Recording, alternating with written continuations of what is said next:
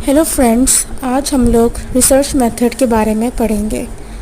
अब आप लोग सोच रहे होंगे कि रिसर्च मेथड क्या है, ये यानी मैं क्या कह रही हूँ, ये रिसर्च मेथड क्या चीज़ है ये। मम्मी आप क्या कह रही हैं?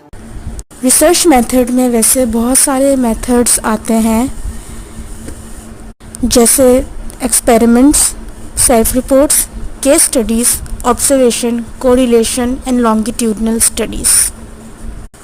हम रिसर्च क्यों करते हैं?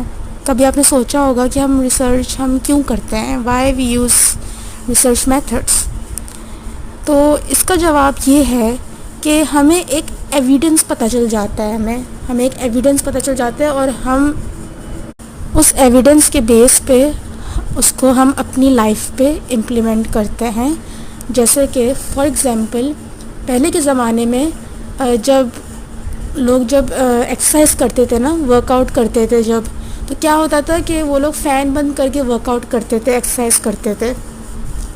तो उनको होता था कि जो स्ट्रेस हो, मतलब कि वो होगा, यानी कि जो फैट जो होगा वो जल्दी रिलीज़ होगा।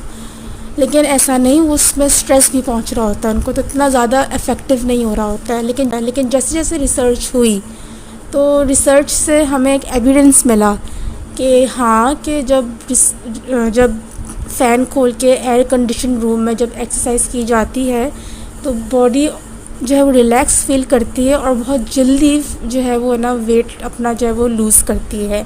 तो ये क्या हुआ आपके सामने, ये एक रिसर्च हुई, आपके सामने एक एविडेंस आया, और अब लोग जो है इस एविडेंस को यूज़ कर रहे हैं अपनी ज़िंदगी में, जिम में, और इस तरह से वो लोग रिलैक्स होके वो लोग एक्सरसाइज कर रहे होते हैं। सही है। रिसर्च मेथड में जैसे मैंने आपको बताया कि सबसे पहला मेथड जो होता है वो एक्सपेरिमेंट होता है। ठीक है। एक्सपेरिमेंट क्या होता है? एक्सपेरिमेंट में हम एक इन्वेस्टिगेशन कर रहे होते हैं, एक फाइंडिंग निकाल रहे होते हैं, एक कॉजल रिलेशनशिप, उसकी फाइंडिंग्स हम निकाल रहे होते हैं। फॉर एग्ज़ाम्पल, एक शेफ़ है जो कि अपना जलवा दिखाता है पिज़्ज़ा बनाने में, बहुत अच्छा डोमिनोज़ का अच्छा चिकन टिक्का पिज़्ज़ा बनाने में। सही है।